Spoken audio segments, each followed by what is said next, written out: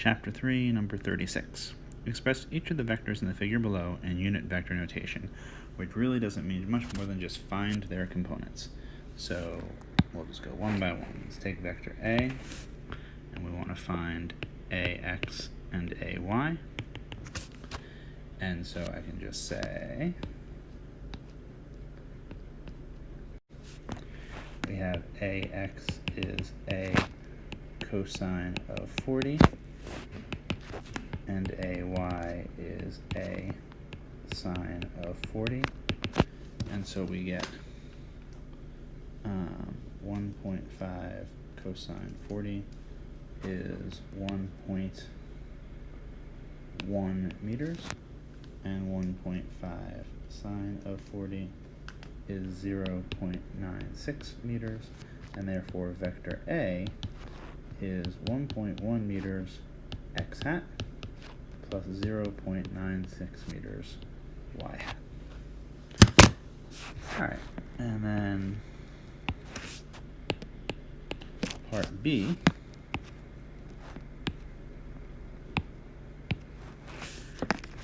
is we want to find this and this. I want to be a little careful about how we'll write this because I'm going to say, I'm just going to call these sides I can look for like S and H, and we'll see why in a second. And we can see that, for instance, since H is the opposite side, then H is going to be associated with B sine of the angle, and S being the adjacent side is going to be associated with the cosine, like that. And if we throw these into our calculators, we get 2 cosine 19, and that's 1.9, and then 2 sine 19, and that's about 0.65. And therefore vector B is 1.9 meters in the x-hat direction and 6.5 meters in the minus y-hat direction, because remember that that's minus y-hat if that's plus y-hat.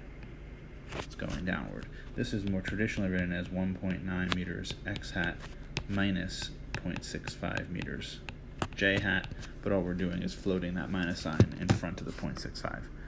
And anyway, the reason I wanted to avoid calling that bx and by is I wanted to use the triangle, which requires positive sides, instead of using the components, which can be negative. And I really suggest that that's sort of the best way to do things. Find the sides of the triangle and then just force the components to have the signs that they need to have.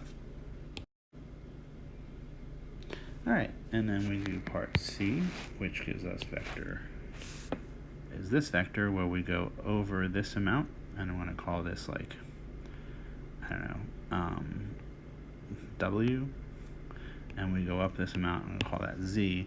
And again, for the same sort of reasons, that I'm going to have negative components, and I want to make sure that I don't accidentally overplay my hand. And so since W is associated with the adjacent side, it's going to inherit the cosine. So we'll get cosine of 25 degrees with 1.0 meters out front. And then Z is going to inherit the sine because it's associated with the opposite side.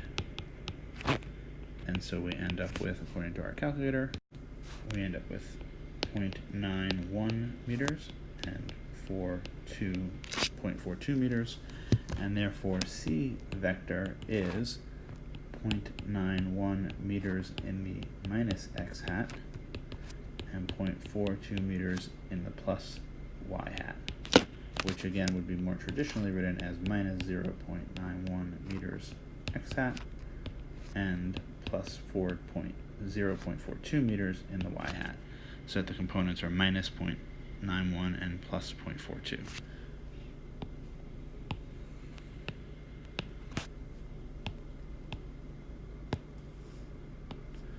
And then finally we have D. And D is awesome because D only points in one direction, so I can just say that D is 1.5 meters in the y hat. And your textbook might want you to write 0 x hat plus 1.5 meters in the y hat, but we know that prefactors of 0 are sort of invisibility cloaks and we don't see them, so either of these is perfectly fine.